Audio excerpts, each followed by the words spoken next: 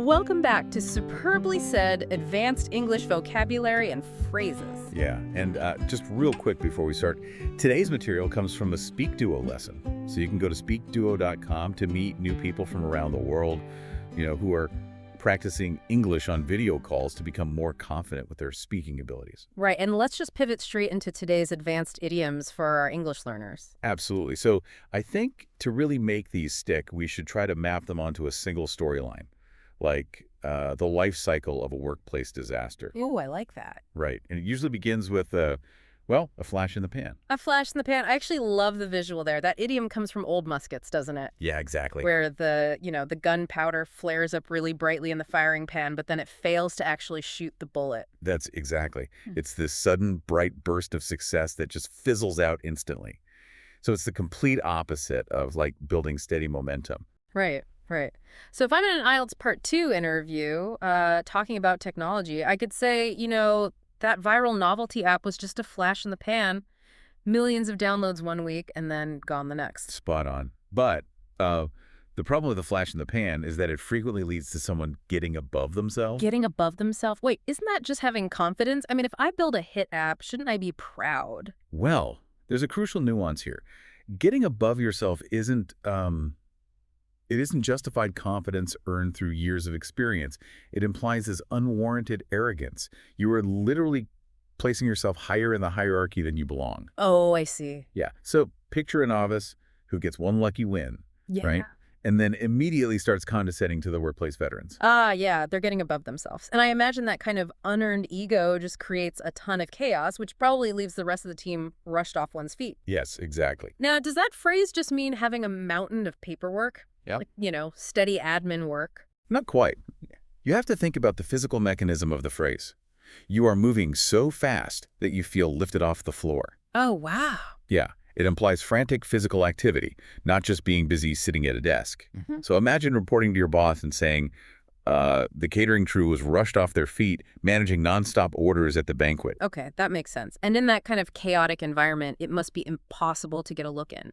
Which, by the way, is a funny phrase. It's not about passively observing from a distance, is it? No, not at all. You are physically fighting to get your face into the doorway of the conversation, basically. You're fighting for a chance to participate. Right. Picture a junior associate desperately trying to share a suggestion, but there are all these dominating senior voices in a frantic meeting. They just can't get a look in. Which naturally leads to the inevitable disappointment when this chaotic workplace isn't what it's cracked up to be. Yes. And I always picture this as something literally breaking apart, like cracking. Yeah, a lot of people do, actually. But it's from an old use of the word crack, meaning to boast or to hype something up. So if something isn't what it's cracked up to be, it just fails to meet the hype. Ah. Like colleagues complaining that an eagerly anticipated luxury resort turned out to be, totally average. Right, because it fails the hype, so you have to settle for something. You aren't negotiating fully, you're just accepting less, like settling for a modest starter flat because you can't afford the prime city apartment. Exactly. And fixing these workplace messes can take what feels like a month of Sundays. A month of Sundays, which is such a brilliant visual because 30 Sundays in a row would take, over half a year? Yeah, it's agonizingly slow. It's completely different from just taking scheduled leave, like sorting through decades of ancestral probate archives. It takes a month of Sundays. And finally, to resolve the mess, someone has to cough up the cash. Yep, they do. And this one is visceral. You aren't voluntarily investing in something, you are physically gagging as you're forced to pay, like grudgingly paying an exorbitant parking penalty to the city. You just have to cough it up. All right, let's see if those visuals actually stuck. We're going to test you with a quick quiz. Oh, fun. And for the listeners, feel free to pause the podcast here if you need to think about the answer. Let's play. Okay, question 1. Which scenario most accurately exemplifies a flash in the pan? Option A, a seasoned director whose consistent film releases dominate box office charts every season.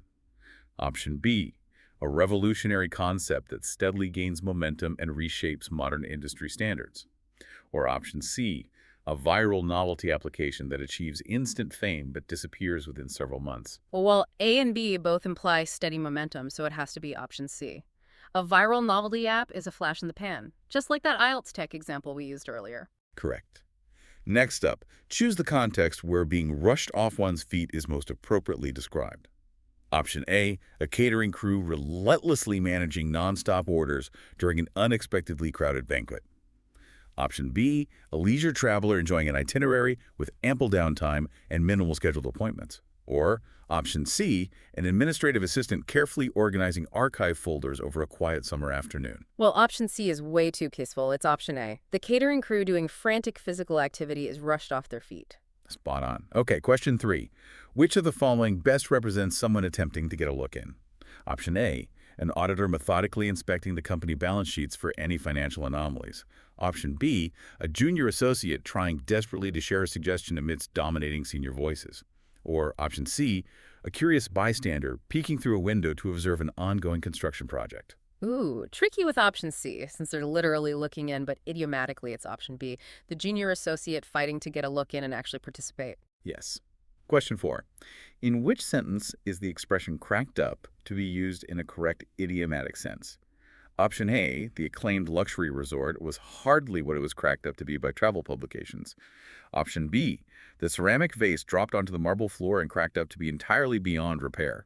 Or option C, after working overtime without a break, his mental resilience finally cracked up to be weak. It's all about hype, not physical breaking. So, option A, the luxury resort wasn't what it was cracked up to be. You are on a roll. Question 5.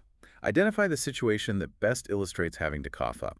Option A, voluntarily investing surplus capital into a promising startup with high growth potential. Option B, submitting a detailed portfolio of past accomplishments when applying for a senior role. Or option C, grudgingly paying an exorbitant penalty fee after unintentionally violating local parking rules. Option A is voluntary, so it's definitely option C, grudgingly coughing up that parking penalty. Correct. Question 6. Which individual could be fairly characterized as getting above yourself? Option A, a diligent worker who quietly refines his core competencies to earn an upcoming promotion. Option B, a novice team member who immediately starts condescending to veterans after a single triumph. Or option C, a supportive manager who regularly delegates essential authority to foster team growth. Arrogance over a single whim. That is option B, the condescending novice getting above themselves. Almost done. Question 7. Which statement best reflects the idiom, a month of Sundays? Option A, sorting through decades of ancestral probate archives felt as though it took a month of Sundays. Option B, the company announced a mandatory 4-week leave period scheduled across consecutive weekends.